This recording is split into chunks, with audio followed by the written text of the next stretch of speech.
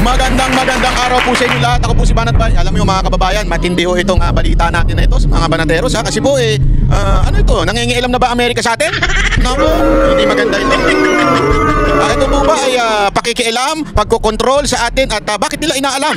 Anong meron dito? Naku po, mga banateros ha. Hanggang ano ba, talagang tuta na ba talaga tayo ng Amerikano?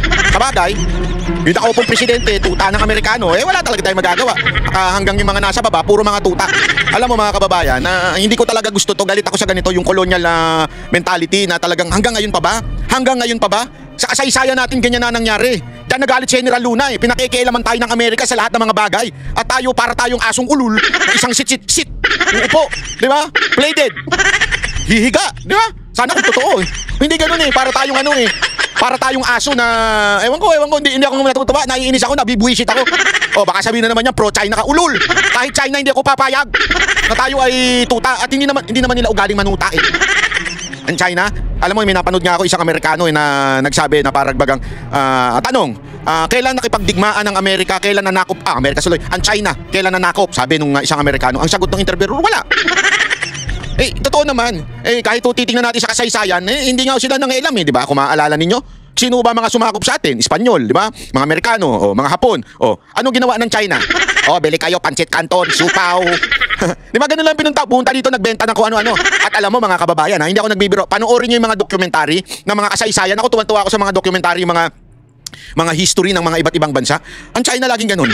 Dadaong, magbebenta, anak ng wewe. Kaya na lang din Kaya tinatawag talaga sila, lagi po nilang ugali yung magbenta na magbenta. Yung mga lakal, wala doon sa mga kasaysayan kasi makikita mo yan pagsakop ng mga European countries, UK, sa iba't ibang bansa.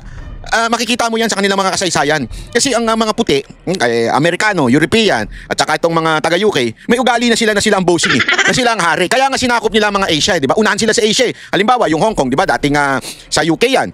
Yung iba pang mga ibang bansa. Ganun lagi sa Europe naman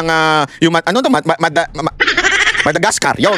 Yeah? Sa French Revolution naman, may mga ganon sila. Hindi ko alam, hindi ko pero ngayon nga nagtataka sila bakit yung presidente biglang presidente nilang pinatalsik. Mga friends ang kumuha sa kanya. I mean, ibig sabihin, ganun po yung yung sitwasyon na mga puti talaga mananakop. Feeling supreme sila. Sa Pilipinas, hindi tayo sinasakop.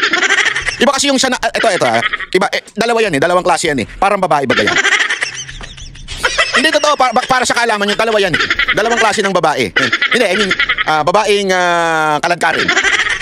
Meron dyan yung pokpok, meron dyan yung pakingking. Yung maharot lang talaga. Yung pokpok nagpapabayad, di ba? Sabi nga ng mga pokpok buti nga kami may bayad. Buti nga kami may value pa. Yung mga Gen Z ngayon, kalagkarin na wala nang bayad. Ito ang okay ko, ito ang ano ko. Di ba? Kaya nga yung iba naman, proud pa sila. Ito lingwahe ito ng mga kabataan ngayon. Kayo, hindi nyo kasi alam yan. Alam natin yan Hindi, yung mga lingwahe ng kabataan yan, proud pa nga sila pag pokpok sila nagpapawok sila. Kasi bagamat ang sasabihin pa nga nila, at least kami may bayad. Yung mga ibang babae dyan, pakengkeng na lang. Kung sino-sino na lang ang bumabana sa kanila. Pabengbang na lang ng pabengbang, walang bayad. At least kami may value. Bakit ko nasabi yan? Hindi ko sinasabi yan para ibaba mga kababaihan Binibigyan ko lang kayo ng example. Kasi tayo parang ganyan. Dati, pokpok tayo ng Amerika. Nagpapabayad pa tayo Bibigyan tayo ng pera, bibigyan tayo ng assistance, bibigyan tayo ng mga weapons. Yan, nagpapabayad pa tayo. So pokpok pa tayo nun. Ngayon hindi na ito na kami. Hindi na pokpok. Pakingking na lang. Basta puti, basta Amerikano. Ito na. Sige na. Kunin nyo na lahat sa amin. Ganun wala na tayong value. Hindi ko naman sinabi maging pokpok pero sinasabi lang natin dito, bakit ganun ang sitwasyon natin sa Pilipinas, di ba? Basta puti, okay na, kahit anong gawin nyo sa amin, ito mga base militar, sige, palitan na natin yung term, EDCA. Ayaw nila ng base militar, EDCA, libre na lahat, Asa na yung dangal natin mga kababayan? Asa na yung pinaglaban ng ating mga bayani? Di ba? Lumaban, namatay ang ating mga bayani for the independence of our country. Until now, we are not free from these countries. Why? Di ba? Bakit mo naman nasabi? Ito nga mga kababayan, mga banateros, mismo yung US Embassy, hindi na nahiya, pumunta sa ICI. At ito ang paliwanag nila. Imaginein mo, isa kang diplomat, US Embassy ka, di ba? Sinasamba ng Pinoy yan ginagawa nga tayong alilan yan Gusto mo punta sa bayan namin? Patunayan mo, uuwi ka. Gusto mo ng US visa? Patunayan mo, uuwi ka. Patunayan mo, nakarapat dapat ka sa bansa namin. Pero ang tawag nila sa atin, brother. Hindi, kasi halimbawa, si utol ko, si Coach Oli nagsasabi dyan na ba't di ko daw kamukha, mas pogi daw sa akin. Mas pogi sa akin yun pero mas yummy ako. Si Coach Oli, di ba? Pwede ko bang sabihin sa kanya kung sakasakaling pupunta siya sa aking kubol, sabihin ko, mag-apply ka muna ng visa.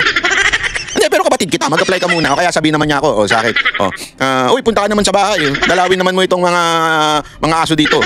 Pero mag-apply ka muna ng visa bago ka pumunta dito. Hindi, di ba? Sasabihin lang niya, mag-abiso ka lang kasi baka wala ako dyan. Ganun lang di ba? Yun eh, kasi brother tayo, brother daw tayo ng Amerika. Pero, ang tanungan kagad, anong gagawin mo dito? Siyempre in English, what do you do? What will you do? Okay, so what's your work? You have money? If you don't have money, don't go here. Di ba? Are you capable of living in America? Akala mo naman kayaman di ba? Ganun Alam mo, ito sa US Embassy dyan, pantay-pantay ang tao. Mayaman, milyonaryo, talagang pantay-pantay pumipila dyan. Ganun tayo ewan ko ba kung matatawag ba nating pagpapaalila sa atin yan o para bagang sobrang pagbaw naman natin sa bansa na yan. Kasi mga kababayan, ako, aminado naman ako. Nag-apply ako na US visa o Amerika, baka naman tanggalin ninyo ha. Kaya lang naman ako pumunta doon kasi yung, di ba, naalala nyo, nabigyan tayo ng Gawad America ng award. Uy, palakpakan. Bilang isang vlogger. Nabigyan tayo ng award. Kaya ako pumunta dyan, nag-apply ako ng US visa. Alam mo, nung nandun ako, nadudurog yung puso ko. Sabi ko, bakit ganito? Bakit tayo ganito ang para bagang sinasamba natin ng Amerika tapos tayo parang kailangan maglumuhod para makakuha at makapunta lang sa bayan nila. Tapos makikita ko ito kaya sumamalob ko nung napanood ko itong balita na to. Sabi ko, bakit? I mean, di ba po supposedly the foreigners or the other foreign countries should not meddle with our politics. Yan ang dapat But why are they going there? Because they're just asking for something? O they are inquiring about something? Bakit? Ako ba, pag pumunta ako dyan, ganyan na salubong nyo? Ako, Pilipino, ganyan ba sasalubong sa akin? At papayagan nyo ba akong mag-inquire sa inyo bilang mamamayang Pilipino? Hindi. Di ba? Bakit sila ganyan? Dahil lang ang tanong ko. Kami bang mamamayang Pilipino, kung sakasakaling umingi kami na, pwede ba kami pumunta dyan para magtanong sa inyo? Bibigyan nyo ba kami ng pass para makakausap kayo? Hindi. Pipila kami parang mga tanga. Hindi nga pipila baka denied kagad Di ba? Pero bakit sila para bagang, hindi, importante kayo. Meron tayong dito, red carpet. Panoorin nyo to.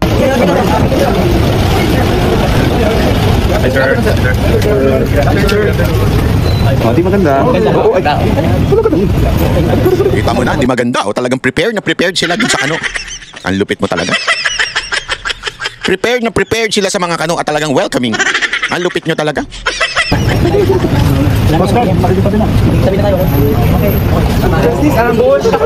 Now, this afternoon, an official from the U.S. Embassy, in the person of Michael Keller, who is an acting deputy chief of mission, went to visit the ICI. Why? Because the U.S. Embassy was basically asking basically what the task and the mandate of the ICI was and what we have been doing. So it was just more of an inquiry, and we explained to him the mandate of the... Grabe, pinaliwanag pa natin sa kanila. May inquiry. Hindi kasi, the mere fact, hindi ko talaga mag-gets The mere fact na ganun tayo na, hindi ba? I mean, ito, isipin nyo to Hindi normal yung ganyan Hindi po normal yung ganyang klaseng patakaran. Kasi if they want something, they would pass through the right channel o yung protocol. DFA, tapos siyempre DFA, makakausapin ng presidente. Ito, dapat the president should be the one doing it, di ba? Kung gusto mo mag-inquire about my people, sa akin ka dumaan. Di ba? I mean, ganito yan para bagang ethics yan di ba? Kunwari, meron nga, halimbawa, ako di ba, manager tayo ng isang grupo, isang entertainer, artist. May problema halimbawa yung artist ko doon sa isang nakasabay nila na artist. Di ba? Hindi ko papayagang kumprontahin ng artist ko yung artist nila. O di kaya halimbawa, yung artist ko may problema doon sa management na pinagsoshowan namin. Hindi, yung mga artist ko, may ethics yan, meron niyang professionalism. Hindi yan dediretso doon sa management nung pinagsoshowan naming bar. At sasabihin nila, ganito, hindi. Dadaan yan sa akin. Di ba? Kakausapin ako niyan. Sir, yung ganito kasi, masyadong ganito yung bar na ito. Tangin na yung pagkain para kami daga na ganito lang yung pagkain na binibigay sa amin. O kaya sir, itong ganito, usapan lang isang oras, gusto kami mag-show ng 5 araw, sabay sunod-sunod hanggang walang tulog. Halimbawa lang ganun, di ba? Sa akin nirereklamo yun. Bakit? Kasi protocol yun dadaan sa akin. Management ako yung manager tapos kakausapin ko kay management, di ba? Hindi pwedeng, alam mo yun, may problema sa pagkain. Pupunta ako dun sa punta ako sa chef. Putang ina mo kang hayop kang chef, kapakainin mo na maayos yung artist ko. Hindi pwedeng ganun, di ba? O kaya doon sa waiter, hindi pwede. Kailangan dumaan ako sa proper channel. Yeah? Parang ganun to Dapat sana kung merong inquiry yung US, wala namang problema. Walang problema yun. Okay? Ang nakakapagtaka, bakit dumidiretso sa ICI? I mean, Parang may mali eh. Di ba? Kayo, isulat nyo nga dyan sa baba kung ano yung mali. Kasi mali para sa akin to. Hindi to tama. Ito'y pakingialam na sa ating political process. Even if sabihin nilang inquiry. I mean, the US Embassy can inquire through the proper channel. Through DFA or through the President. Di ba? Pwedeng ganun eh. Pero dediretso ka sa ICI. Ewan ko, I'm not saying mali ang Amerika dito. The possible thing na nang-happen ay humingi sila ng sa DFA at itong DFA kinausap naman yung presidente at yung presidente natin, sabi nga ni VP Sara Duterte, medyo walang ginagawa, tamad. Sabi, sige, papunta yung bahala kayo, puntaan mo na. Busy akong kakaano dito. Di ba? Pwedeng ganun eh, ang nangyari. Hindi kasalanan ng Amerika. Ito'y kasalanan natin. Bakit natin hinahayaan ng ganito? Kasi kunwari ako, pinadala ako ng sulat ng US Embassy. Halimbawa, ICI chairman ako, pinadala ako ng sulat. Ang sagot ko, we would gladly accept your inquiry, accept your concerns, ganyan-ganyan. But please go to the proper channel so that, ganyan-ganyan, magpapalusot ka na lang, daan ka sa proper channel. Ibig sabihin, dumaan ka sa tamang protocol, hindi yung basta-basta ka pupunta ka dito, mag-inquire ka, ano ka, sino ka, parang ganun eh, di ba? Ay ako kaya, punta kaya akong dire-diretso dyan, sabihin ko, ay putang ina nyo, ano meron dito? Halimbawa lang, dire-diretso ako dun. Oh, pwede ko ba sabihin yun? O kaya sige, hindi na ako magmumula. Sir, boss, pwede ba ako mag-inquire? How do you do your inquiry? How transparent you are? Pwede bang basta-basta isang Pilipino pupunta dyan at magtatanong?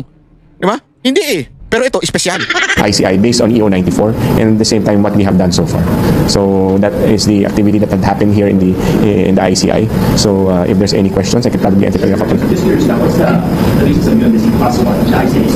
Well, I guess as one of the countries of great interest in the Philippines, they were very much interested on what. Talagang much interest daw. Bigyan ko kayo ng halimbawa. Ha? Ito kasi walang pumapalag eh. Pansinin niyo walang pumapalag sa sa mga media eh. Pero imaginein mo, same approach. China. Ang China na embassy ang pumunta diyan. Pusahan tayo kaliwat kanan ng batikos diyan, Kaliwat kanan ng babatikos diyan. Ano, tangina, nakikialaman China, pinanghihimasok ang China, pumapasok ang China. Pero pag US, okay lang. That's ako, again, both. Whether US, China, Timbuktu, kahit kaninong embassy pagaling yan, hindi dapat sila pumupunta at nag-i-inquire about this internal issue. Internal ho ito, ha? Hindi ho ito tungkol sa EDCA, hindi ho ito tungkol sa kung ano man. This is an internal issue of our government. Why would you ask questions? You understand what I mean? Internal issue na, parang ganito yung mga kababayan eh. Yung pamilya nyo may problema. Nagpapatayan kayong mag-ama, magkapatid, di ba? Nag-aaway-aaway kayo sa yaman o sa mana. Tapos yung kapitbahay mo, biglang magsasabi, andali kausapin ko ngayon tatay ninyo. Ano bang nangyayari dito? Sino ba kasi ang nagsabing ganire? Anong bakit? Ano sinasabi? Mag-i-inquire lang ako. Di ba kung ikaw yung tatay, tangina mo, sino ka? Bakit ka makikialam sa problema namin? Yun nga lang, issue nga yan yung mga tita-tita, yung mga tito-tito. Di ba, yung mga tito mo nangingialam, mga tita mong nangingialam sa problema nyo sa bahay. Di ba, ang daming ganyan sitwasyon sa Pilipinas. Yung pakikialaman kayo, ba't kayo papayag na pakialaman yung pamilya nyo? Pamilya nyo yan eh. Hindi pwedeng pakialaman kahit kamag-anak pa, pinsan pa, kadugo pa, walang pakialam ang ibang pamilya dyan. Dapat yung immediate family lang ang merong say dyan. Tama, mali? Ito, problema ng bayan natin to. We have to resolve this. Bakit pupunta Amerika? Anong pakialam nila sa atin? Independent foreign policy nga tayo eh. Pambirang buhay yan. At even if, sabihin na natin, hindi tayo pakikialaman. The mere fact na nag-inquire, nagtanong, ano meron, bakit? Wala silang karapatan. Ulitin ko, balik tayo sa problema nyo sa pamilya. May problema kayo sa pamilya. Yeah? Merong family problem. Tapos, biglang magtatanong, ano ba nangyayari sa pamilya nyo? Tanong lang yan, di nangingialam yan ha. Kung gawin sa akin yun, babatukan ko talaga yun. Kung tangina mo ka, bakit ka nagtatanong? Anong pakialam mo sa amin? Hindi, alimbawa lang, buti na lang, wala akong pamilya. Hindi, pero yung aking, wala akong asawa at anak, ganyan-ganyan. Yung immediate ko, yung family ko, yung tatay ko, di ba, kapatid ko, pag may nangialam sa amin, ay puta beng, yari sa amin yan. Bakit kayo nangingialam? Hindi naman kami public official, para pakialaman ninyo. Ba't kayo nangingialam? Bakit kayo nagtatanong? Anong meron? Ba't kayo nagtatanong? Tama, mali? The ICI will do to address the problem on the flood control projects and other anomalous infrastructure projects. So basically, he wanted to know what have we done, what we will be doing, and what do we expect from the ICI. Pero hindi wala bang sinabi ever sa tulungan ng ICI para mapaulit si Representative Zaki po? Wala naman ganun na pag-usapan. More of ano lang, ang gusto nilang malaman anong ginagawa. Para bang getting to know. Ano bang ginagawa ng ICI? Getting to know each other? Ayup! Ano to, swari? Getting to know each other. Hayop yan. Bakit na itayo? Anong gagawin ninyo? Ano ang mga priorities ninyo? So they want to know. Pretty much like the public, because the public, they want to know kung ano ang authority at anong powers ng ICI. Did they offer assistance? Wala pa naman. Wala pa naman silang, hindi naman umabot sa ganun na offering help right now. So, unusual na they're interested in No, corruption scandal. well, I believe anybody would be interested in any corruption issue, regardless of whether or not you're a Filipino or you're a foreigner, because they have there are partners, they have commercial interests. So naturally, they would want to know what the ICI will be doing as far as these projects are concerned. Sir, with us over on Center's hindi naman po magbabago pa rin yung focus na tuloy ngayon dun sa those projects. Hindi, nakatutok pa rin kami, gaya nga na nasabi namin sa inyo nung Monday, yung talagang priority namin. Although meron pa kaming iba sa aming task sa mandato namin, we will take this into consideration. And as I said, once we are fully capacitated, we will then look into this. But sa ngayon kasi wala pa naman silang nakukompletong investigasyon, hindi pa nga nila napapa-file yung kanilang report sa amin. So siguro pagka dumating na yung mga reports na yan and meron na kaming sufficient capacity to look into this matter, we will do so. Pero in the meantime, dun pa rin tayo. Yung pa rin yung game plan natin dun sa 420 ghost projects, 21 ghost projects. Pero hindi ba siya parang malaking challenge sa inyo? Kasi parang wala ko yung kailangan investigahan. Makakapit ba sa bilis ng investigasyon sa project? At talaga naman, alam na natin yan, no? Nung Lunes pa lang, sinabi na natin yung nakuha nating unang inventaryo ng DPWH na sa 238,200 infrastructure projects doon. Kita naman natin, napakalaki nun. Para ma-audit at ma-inspect natin lahat yun, na makita natin kung may problema nga yung mga yun. Hinati-hati natin, sinala natin to fit kung ano bang kapasidad ng ICI ngayon. So as we are getting more capacitated, meaning mas parami ng mga tao, mas nagkakaroon ng sistema, mas nagkakaroon ng direksyon ng investigasyon ng ICI, dahan-dahan naman machichip natin yung kailangan natin gawin na malaking trabaho. Pero unti-unti yan, we are determined to finish it, but it will take time. But it's a daunting task, mahirap nga yan, pero kailangan natin gawin dahil Ito pa ha, ipapakita ko sa inyo. Alam mo kasi malaking problema talaga itong nangyayari sa ICI eh. Itong tao na ito, itong congressman na ito, may mga bagay ako na hindi sinasang-ayunan dito sa mama na ito kasi may pagkaan ito eh. Ewan ko ba, minsan na may makakaliwa rin ng diskarte nito eh. Pero may punto siya dito kasi nga sabi ko nga sa inyo eh, we are not looking at the person. Di ba? Pag tayo nagkomento, nag-judge tayo sa isang tao, hindi natin tinitingnan yung tao. Ang tinitingnan natin yung ginagawa niya o yung sinasabi niya. Ito, mukhang may tama ho siya dito eh. Na sa sinabi niyang ito, tama sa akin ito eh. Ayon ako sa kanya dito. Okay, sige. Magandang umaga po sa mga kaibigan natin sa media at sa lahat po na nakakapanood ng presser na ito. Kaninang umaga po ay nagsumiti tayo ng letter, urgent appeal to the Independent Commission for Infrastructure na i-live stream yung kanilang lahat na mga proceedings na ginagawa patungkol sa anomalous and ghost na mga flood control projects. Alam niyo po kasi marami nagtatanong eh, bakit parang tinatago? Yun. Bakit may parang pinagtatakpan dito sa... Di ba yan na nga po yung ating sinasabi no isang araw pa? Na parang tinatarantado lang tayo ng ICI. Bakit nakatago? At yan, hindi ako sentimento ko lang yan. Mismo yung sentimento at pahayag, statement po ng INC, yan din po. Dapat po transparent, in public. Kasi una, kaduda-duda na nga. Why? Marami nagdududa na si Romualdez hindi gumagalaw ng mag-isa yan. Hindi niya kayang galawin. Remember, the budget comes from the President.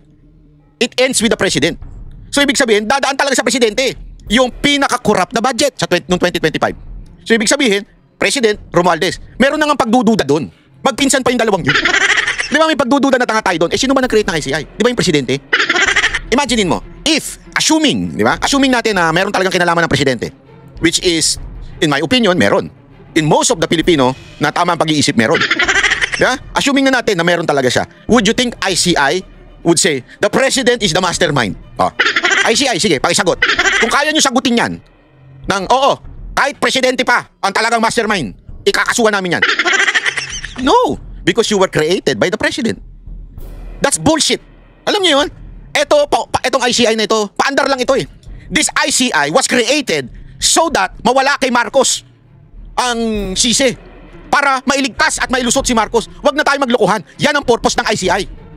Ilihis ang lahat ng investigasyon. Tingnan nyo nga, tumigil na yung Senado, ICI na lang nag-iimbestiga, tumigil na rin yung Kamara, ICI na lang nag-iimbestiga. Sinong niloko nyo? Ikaw Marcos ang gumawa niyan, ikaw nag-create yan. Napaka-imposible naman po na ituro ka niyan. Tapos anong gagawin mo ngayon? Itinago nyo pa yung pagdinig. Sana nga kung talagang malinis kayo, kung talagang maayos kayo, at least man lang, i-open nyo yung pagdidig sa taong bayan and let the people decide.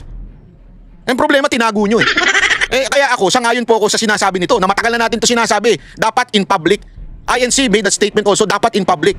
buti naman itong congressman na ito ay sinasabi rin na dapat in public. ICI proceedings. Okay, sige. Magandang umaga po sa mga kaibigan natin sa media at sa lahat po na nakakapanood ng presser na ito.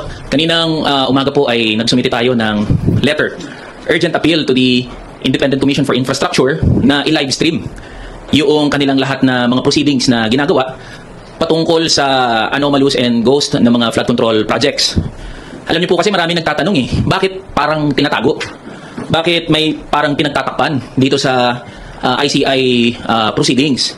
Una, hindi naman yan korte. Correct. Na dumidinig sa mga That's a good point Kasi baka sabihin nyo, bakit sa court? Hindi, iba kasi dun Sa court kasi, di ba meron yung parang sinasabing bawal i-discuss yung merits ng kaso. Kasi nga, para, alam mo yun, to protect the integrity of the judges na pag lumabas sa social media yan, it will influence the judge or it will influence sa ibang bansa, juror, di ba? Kaya nga, binagbabawal yan. Yan yung court. This is not a court. Malinaw, ang ganda ng sinabi niyang yun. O, di ba? At individual o pribado ng mga kaso. Yan ay binuo upang pag-usapan at talakayin yung kagimbal-gimbal nga na anomalous and ghost flood control projects. At ang pinag-uusapan natin dito, daang bilyong piso. Correct. And probably trillions of pesos. Maganda yun. With that magnitude of public resources involved, usapin niya ng public interest. Malinaw na nakasulat sa ating saligang batas, public office is a public trust. At itong daang bilyong piso ay hindi biro. Pera natin yan, pera ng mga manggagawa, pera ng mga ordinaryong Pilipino yan. At nararapat lang na malaman ng bawat isa kung ano yung pinag-uusapan doon sa ICI hearings. Kahit ako nga, hindi ko alam kung ano yung nangyayari doon Paano pa kaya yung mga ordinaryo ng mga manggagawa at mga Pilipino? At gusto rin natin malaman, halimbawa, binanggit ng ICI, wala pa daw sila na nakikita na posibleng link o koneksyon ng mga politiko o ng mga public officials. Alam mo, hahanga ako sa'yo kung babanggitin mo si Romualdez. Hindi, sa totoo lang. Hindi kasi, alam mo, itong tao na ito, matagal ko na ito nakikita sa TikTok at bilib ako sa kanya kasi dahil doon nanalo siyang congressman. At yung paulit-ulit niyang manggagawa nung panahon na siya ay TikToker, observe nyo. Yung pala gagamitin niyang party list. Manggagawa party list ba yun? O manggagawa party list. Ang galing ng packaging niya Ibig sabihin, marunong tong batang to. Ang tawag niyang packaging nakalimutan ko na yung exact word na ginagamit doon hindi packaging, mali. Hindi pa. Basta, talagang yung kanyang ginawa na para yung image na manggagawa, nagamit niya yun at naging congressman siya. Kaya ngayon, patay manggagawa ang ginagamit niya salita. Sa lahat ng interview, to promote his party list. Okay ako doon, walang problema. Wala namang masama doon. Ang akin lang, bibilib ako sa'yo, bata, kung babanggitin mo si Romualdez. Bibilib talaga ako sa'yo. Pero kung hindi mo babanggitin, wala din. Isa ka lang ding congressman na kinainan ng sistema at walang bayag. Charles, dito sa anomalous and ghost flood control project, paano sila nag-come up sa ganong statement? Pero yun yung mga kontratista na, mga diskaya, mga taga-DPWH na ang nagsabi na meron sila ng mga kasabwat na mga politiko, may they be congressmen or senators. And then here comes ICI saying, wala pa kaming na-establish. Di pa namin nakikita na may posibleng link itong mga politiko. Imposible po yun. Sa laki at sa magnitude ng pinag-uusapan natin dito na iskandalo, imposibleng kinaya lang ng mga diskaya yun. Imposibleng kinaya lang ni Alcantara yun o ni Bryce Hernandez yun. Imposibleng wala silang kasabwat. Meron silang kasabwat and that is what we would like to find out. Sino ba yung mga kasabwat nila? Pero nangyari, we are left we are left blindsided. Di natin alam anong pinag-uusapan doon. Second, walang may connect ang ICI na possible na public official. Zaldico, say for example, he was the APRO chair sa last Congress. Pangalanan mo si Romualdez. Si Zaldico, wala nang kapangyarihan dyan. Wala, nagtatago na yung animal na yun Hindi, sa totoo lang. Oy, Zaldico, musta na you? How are you? Dito na ba't di ka sumisipot? Siya ang arkitekto noong pambansang budget na pinagmulan nitong mga iskandalo na pinag-uusapan natin ngayon. Hindi may connect ng ICI yun. And take note, under oath yung sinasabi ng mga kontratista at ng lahat ng sangkot dito sa anomalous and ghost flood control project. Second, sunod dyan, halimbawa, usapin na the possibility of former Speaker Martin Romualdez as state witness. Paano nag-come up doon? Diba? Ano ba pinag-uusapan? Ano yung mga tinatanong doon sa ICI hearings? We would like to find out. Ngayon, kung mananatili ang ICI... Medyo may pitik na yun. Konti pa lang. Konti bayag pa. na sarado sa publiko, hindi natin masisisi ang mga Pilipino na pagdudahan at mawalan ng interes, mawalan ng tiwala sa proceedings ng Independent Commission for Infrastructure. Mali ata yung pagkaintindi ng ICI sa salitang independent. When you say independent, dapat impartial. Hindi independent na kayo-kayo lang yung nag-uusap dyan sa ICI. Yun. Dapat lahat tayo involved dyan. Yun. And that is what we would like to, we are appealing to the ICI na i-live stream nyo ho ang mga proceedings, mga hearings. Gusto naming malaman anong pinag-uusapan nyo dyan. Yun. Gustong malaman ng mga manggagawa at ordinaryong Pilipino kung paano yung takbo ng ICI hearings. So yan yung rason kung bakit tayo pumunta kanina sa ICI. Pangalawa, nag-file tayo ngayon ng authorizing the Secretary. Ayan. So, yan po yung agree po ako dyan, ha? Alam mo, mga kababayan, ito pa, ha? Ito nga yung hindi ko maintindihan, eh. Kaya, ang konklusyon natin, tangina, tinatarantado na lang tayo ng gobyerno to. Tinatarantado lang tayo ng gobyerno to, kinreate yung ICI para lang sila ay maligtas. It's not really para mahanap yung salarin. Ito po ay para talaga sila may maligtas. Ya? Kaya ito, panoorin niyo po ito ha. Ang ganda po ng punto nito kasi parang oo nga naman. Bakit ganun? Di ba? Bakit hanggang ngayon wala pa? Ito yon. Wait lang ha. Kasi bandang yan. Okay, play. Siya para matibay siya pag final sa korte. Para, yun, social yan, para. Wala, kung saan pupunta doon dapat pumunta. Hindi pa pwedeng may iwasan dito. Kung saan sila dali ng ebidensya, dapat yun ang papailan ng kaso. The rest of the requested si Representative Ko, kung nagpa-condemn petition na sila, pero ang call niya was to cancel the passport. Yes, no, okay. This I will be very clear, no, and I hope those in charge in government, especially the DFA, hears this loud and clear. Yan, ano yan? Ang sentimiento ng taong bayan, hindi nila tatanggapin na hindi mapabalik si Saldico dito. Yan. Dapat naiintindihan yan ng mga may kapangyarihan na pabalikin siya. Tama. Kasi pag dumating sa punto Na? wag naman sana Ano? nasabihin na kailangan na siyang pabalikin at hindi siya mapabalik. Bakit? Huwag natin subukan yung pasensya ng tao. Sa tingin ko doon na talagang magagalit ang taong bayan. Alam mo, ngayon pa lang galit na kami. Galit na ako eh. Ngayon pa lang galit na ako. Tangina, pagkakalaban nila, ang bilis kansilahin ng passport. Ang bilis ng mga talaga nga namang, they will do everything. Nakita natin yan kay Pastor Kibuloy, putang inang yan. Lahat gagawin nila basta gipitin yung mama kasi alam nilang konektado kay Pangulong Duterte. Ito na nga lang eh. The thing that we cannot imagine, which is kidnapin ng ating dating Pangulong Duterte. Na talaga nun, haka-haka lang yan. Ang bilis nilang ginawa ng paraan yan. Mantakin mo, nadala nila ng walang passport ang dating Pangulong Duterte at ang kanyang mga kasamahan. Nadala nila yan. Sabi nga, if there's a will, there's a way. Pag gusto, may paraan. Pag ayaw, napakaraming palusot o dahilan. Di ba? Ito eh, we are in a urgent matter. Bakit? Kasi baka mamaya, pag kinansilan na natin yung passport ngayon, tapos, bakit ba kasi kakansilan yung passport? Kasi pwedeng kansilan yung passport, tapos i-report na, kasi kaliwat kanan naman na lumalabas kung nasaan si Saldico eh. Tapos i-report natin doon sa bansa na yun through diplomatic way. Kausapin natin yung bansa na yun. Ito, nagnakaw ito sa amin. Ito, marami ng ebidensya na mayroong katarantaduang ginawa ito sa bahay namin. Kinansilan na namin ng passport. Ano nyo na, pauwiin nyo na, hulihin nyo na dyan, pauwiin nyo na dito kasi i-deport nyo na dito kasi wala ng passport yan. Di ba? Di sana ganun kabilis. Putang ina, inaantay ninyo magkaroon ng passport eh. Inaantay ninyo magkaroon ng ibang passport. Bagamat ang dating nito, parang ganito ginagawa ng gobyerno eh. Natin ha, parang sinasabi nila na, bilisan mo, kumuha ka na ng passport kasi kakansilayin na namin yan in the future. Bilisan mo na, kumuha ka na ng passport, bayaran mo na, mayaman ka naman, bilyon-bilyon pera mo. Kumuha ka na ng ibang passport. Para pag kinansila namin yan, wala, hindi ka na mapapauwi dito. Ligtas na yung amo mo. Ligtas na yung Diyos natin. Na si Marcos. Parang ganun ang dating eh. Kasi ito, it will really connect kung sino yung dapat i-connect. Pero sasabihin nila, may kasalanan. Again hindi tayo ang naghusga dito. Sila ang nagkaso dyan. Sila ang nag-reveal na merong talagang mga ghost project yan. Sila ang nag-reveal yan. Si Marcos mismo naglista ng kanyang construction company. So ibig sabihin, alam naman ng gobyerno na ito na merong pagkakamali itong maman to. Na merong katarantaduhan itong si Saldico.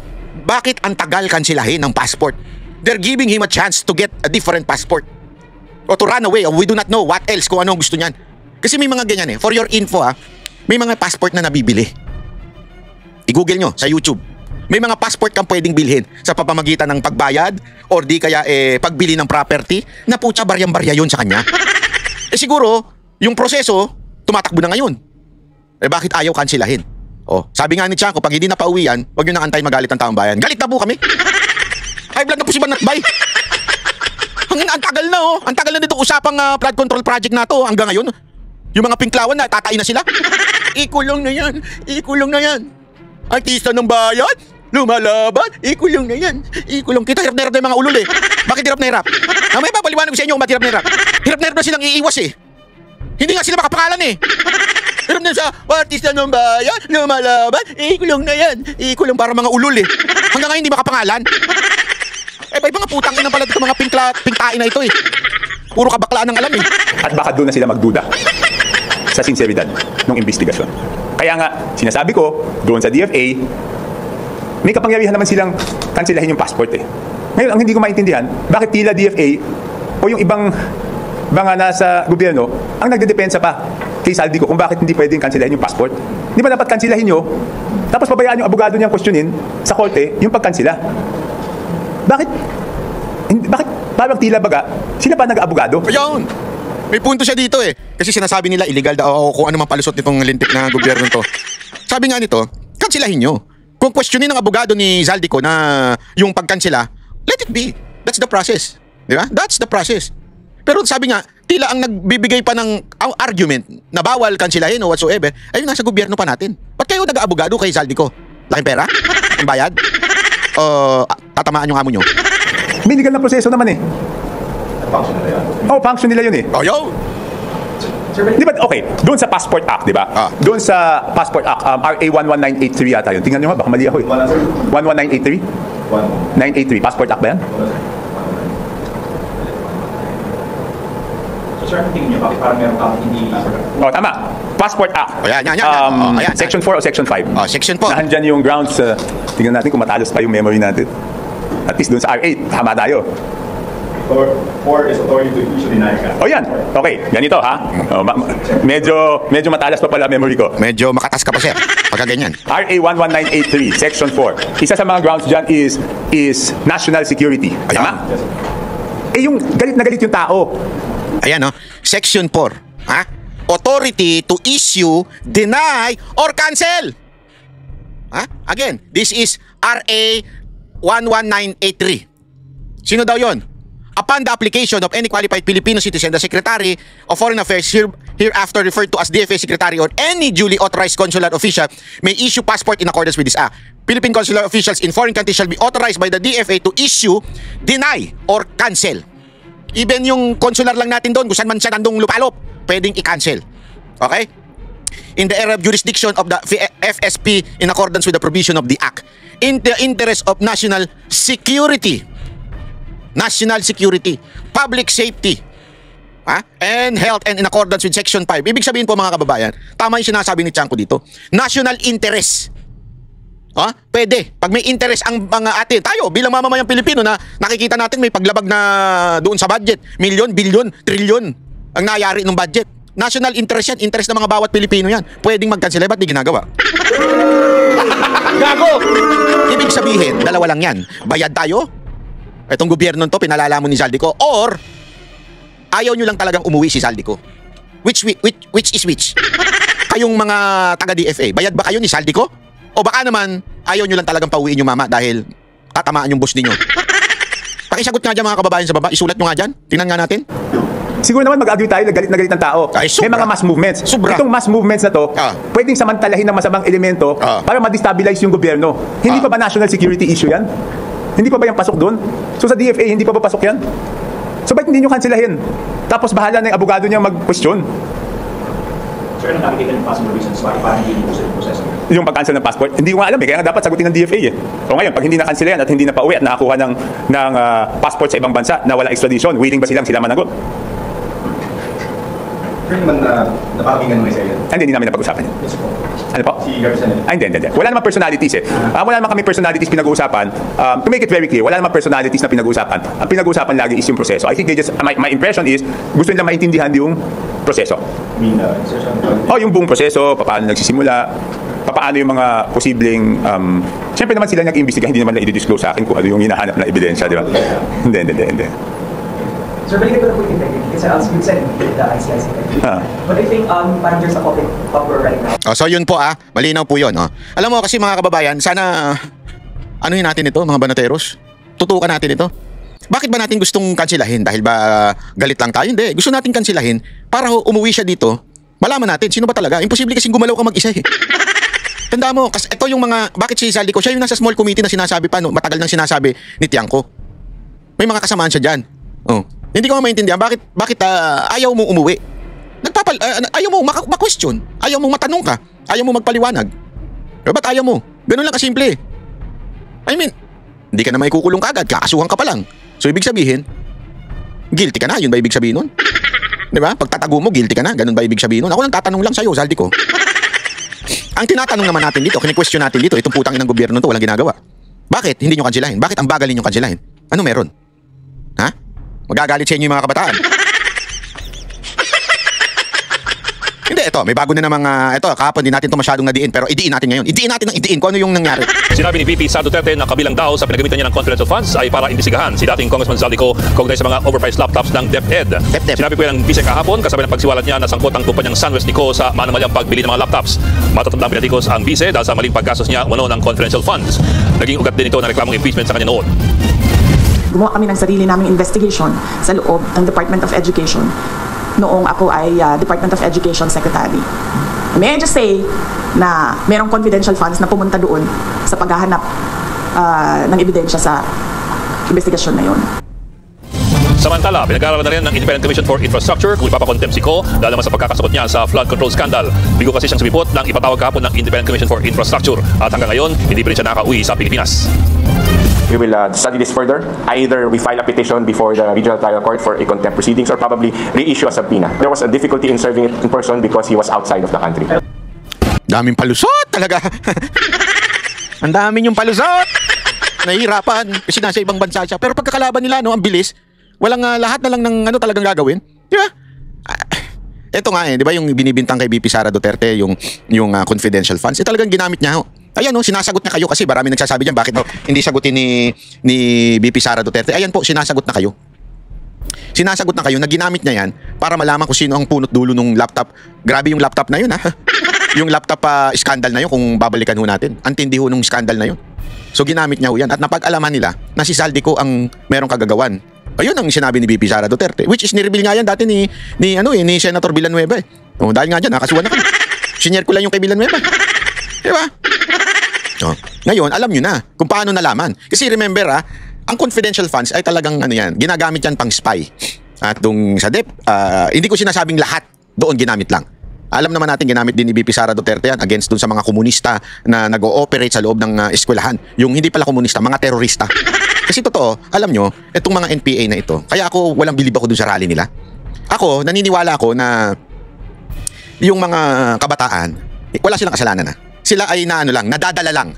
Kasi magaling magaling manggamit ang mga NPA sa mga issue sa lipunan. Gagamitin nila yung issue. Halimbawa, itong mga NPA sa pamamagitan ng mga transport group na makakaliwa, magrereklamo against pamasahe, gagamitin nila yung kakulangan ng gobyerno para makaakit at makaaya ng mga papanig sa kanila. Kaya mga kababayan, against ako doon sa mga nagrarally na katulad nito. Ito. Isang malawakang protesta na naman ang kinasa ng ilang grupo laban pa rin sa katiwayan sa gobyerno. Pero ngayon, hindi na magkakahiwalay at nagsanib puwersa na ang daang estudyante mula sa iba't ibang universidad sa Metro Manila. Para sa update live mula sa Menjola sa Maynila, nasa frontline ng balitang yan, si Camille Samonte. Camille, ano bang update dyan? Simula na ba ang programa? Ruth, nagsimula na ang programa ng ilang grupo ng mga estudyante. Kasi kita ninyo pansinin nyo ito. Una, wala silang tinutukoy. Pangalawa, kung may tutukuyin man sila, tingnan nyo mga comment section, anong sasabihin nila? Si Sara Duterte, mga Duterte, Senator Bongo, lahat ng Duterte Alliance. Kaya nga mismo si Corina Sanchez, napanood ko sa isang tinanong niya yung mga kasama niya, bakit ang nauna si Senator Bongo? At saka anong kinaugnayan ni Senator Bongo? Ito isipin nyo to ang focus ng mga putang inang mga NPA na yan, ang focus nila, tirahin sila Bongo, si VP Sara Duterte. Imagine niyo ano bang problema doon kay Bongo? Yung kapatid niya at saka at saka yung kanyang tatay ay kontraktor. O ano pakialam niya doon? Yung negosyo na yun, noon pa yun. Hindi lang ngayon yun. Noon pa yun. Matagal na. Hindi pa politiko si SBG si Senator Bongo. Nandyan na yan, existing na yan. Pero, etong mga NPA na ito, hindi nila kine-question yung mga congressman mismo na kontraktor. Sila mismo. Hindi tatay, hindi kapatid. Sila mismo. Pero ang focus nila sa mga Duterte at kay Bongo at saka yung mga kaalyado pa. Doon makikita mo talaga na may iba silang motibo. Una yan, hindi nila mapangalanan yung mga talagang mastermind. Bakit? Kasi nga, ginagamit lang nila. Hindi nila mapangalanan at maidiin ng todo si Romualdez. Bakit? Makatanggalan sila. Alam mo na. Pag tinanggal yung financing nila sa kamera, wala na sila magagamit sa bundok. Kaya hindi nila talaga madiin si Romualdez. Pinipitik-pitik minsan ng mga kasama nila doon. Pero diyan, laging sigaw, ikulong ang manok, baboy, hindi po kulong. Hindi nyo masabi. Tapos, yung mga kabataan naman, kasi minsan ang mga kabataan natin sa Pilipinas, ligaw yan. Marami sa kabataan natin. Ito, real talk to. Marami sa kabataan natin kasi kulang sa pagmamahal, kulang sa aruga ng magulang. Bakit? Yung mga magulang nila, gago rin. May mga kabit din yung tatay, yung mga nanay, pariwara din. Kaya sila mga kulang sa pagmamahal. May problema sa bahay. Kaya tuloy, nagwawala. Hindi, ganyan naman Kita natin yan kaliwat kanan eh. Yung magulang nila walang kwenta, di ba? Tapos biglang ngayon ilalabas nila sa karsada yung kanilang galit sa mga magulang nila. Ganyan ang nangyayari. Di ba? So, ano ibig ko sabihin? Ginagamit yung mga kabataan, itong mga NPA na to, nagpaparami sila ngayon. Pag nagrarally na sila, titingnan nila sino ba mga aktibo dito. Yan, kukumbinsin natin yan. Anuhin natin yan. Kasi ganyan ang ginawa sa akin noon at saka si Kay Mocha noon. Nagkamali kasi yung nagre-recruit sa amin. Patalino kami. Hindi, totoo. Ako, sabi ko nga sa inyo, aso ko. Anong aso? Malakas ang pangamoy ko. Pag alam kong tatarantaduin ako, mantakin mo. Yan eh. Inaya kami, sige, barkadaan. Araw-araw, pinupuntahan kami sa show. Ganyan. Para kumbinsin, kwentuhan. Tungkol sa problema, sa lipunan. Ang unang approach pa nga niya, gusto niya makipagtulungan sa mga Duterte. So, dinaya kami dun sa UP, yung mga bakwit. Tapos, ipinasyal kami. Ito ang nangyayari. Parang concern na concern sila sa bayan. Di, syempre ako, observe lang ako. Akala naman niya, maloloko niya ako. Observe ako. Yan. Tapos, nung mga tinanong ko na yung mga bakwit doon, walang alam. Binitbit lang sila galing sa bundok. At binabantayan ako. Hindi ako basta-basta pwedeng magtanong. Sabi ko, kaya pala hindi makasagot ito mga ito. Yeah? Tapos hanggang eventually, sabi ba naman sa akin, iniimbitahan ka? Saan ka iniimbitahan? Sa Davao City. Wow, sabi ko, Davao City. Saan? Doon sa yung headquarters ng NPA. Sa kanilang anniversary. Huwag ka mag-alala, Davao City naman yun. Pero hindi pala Davao City yun. Aakit ka sa bundok. Ganun. Pupunta ka doon. Akala niya mauto niya ako. Hindi, madami kong koneksyon eh. Madami kong koneksyon sa Intel. Tinanong ko kagad. Sabi ko, ano ba ito? Hindi niya alam yun. Tapos hanggang inireveal sa akin yung istorya. Ganyan ang style nila para mag-recruit. Tinanong sa akin. Akala niya, mauuto niya ako. Ang problema, yung mga kabataan, ganyan. Uto-uto. Totoo! Gagamitin nila yan. Rally, laban sa mga kurap. Tapos, sila, para mga talent manager yan. Ano na sila, hagahanap sila, mag-aay sila ng mga leader. Sino ba yung mukhang merong passion dito? Yung may passionate na ipaglaban ng bayan, kukunin nila yun. Kasi, again, when emotions are high, intelligence is low, mababa. So yung hahanapin nila yung galit na galit, yung mga passionate na mga kabataan na usually kinukuha nila dyan magaganda at pogi para mas makakapag-recruit. Kaya mga kababayan, yung mga magulang, ingatan nyo yung anak nyo sumali sa mga ganyan. Hindi legit yan. Hindi legit yan. Nagre-recruit lang sila sa NPA. Naghahanap lang sila ng makikita at maaay na ito, pwede itong ipasok, ma-emotional to. Gagamitin natin yung laban sa korupsyon para ma-recruit natin. Ganyan yung mga NPA. Kaya galit na galit sa akin mga NPA. Kasi binubukin ko sila. Tanong niyo sa LTFL ka. Tanong niyo sa NICA. Ganyan na ganyan ang style nila. Alam niyo yan, alam mo ba, ako mismo nakita ko yun sa dami ng kanilang mga groups. As in front, legal front, pero sa totoo lang recruiting front yun. Going to the NPA. You wanna know? Ask Kyrie. Ask NTFL ka. Ano nga ako ngayon kasi dati ayos ang takbuhin ng NTFL ka. Ngayon wala na. Hindi, laban pa rin naman sila sa NPA. Kaya lang yung boses nila mahina na. Hindi na sila makapagsalita. Kasi nga itong gobyerno to, hindi naman sila ganun kasuportado unlike nung panahon ni Pangulong Duterte. Kaya I have panawagan. Meron akong panawagan sa inyo. Lalo na sa mga militar. Itong panawagan na ito, it is not to incite sedition or to rebel against the government. No. I am totally against it. Always. Even if I ask for Marcos to resign, I am against any form of rebellion. Rebellion comes from Satan. So I will not ever go with that kind of call. Pero ako nananawagan ako sa inyo. Sana nakikita nyo to as a bigger picture. These NPAs, lumalakas na sila through this fake love of the country or fake anti-corruption rallies. And I know, kayong mga sundalo, alam nyo yan. Kayong nasa intelligence ng AFP, alam nyo yan. They are using this quote-unquote anti-corruption rally to recruit students. Huwag nyong hayaan lumala ito. You have to intercede. You have to do something about this. Why? It is your legal definition or legal protector kayo ng ating konstitusyon. You are protector of the people, AFP. Kaya kailangan kayong makialam na. Makialam, hindi pabagsakin si Marcos Again, hindi pabagsakin, hindi yun. Makialam na kayo sa ganito. Lalala ng lalala ito. Sinasabi ko na sa inyo, AFP, lalala ng lalala ito. Gagamitin ito ng mga NPA to recruit mga ralistang estudyante. Huwag nyo hayaan ito, AFP. Parang awa nyo na. Baka mamulat na lang tayo, rebelde ng mga Pilipino.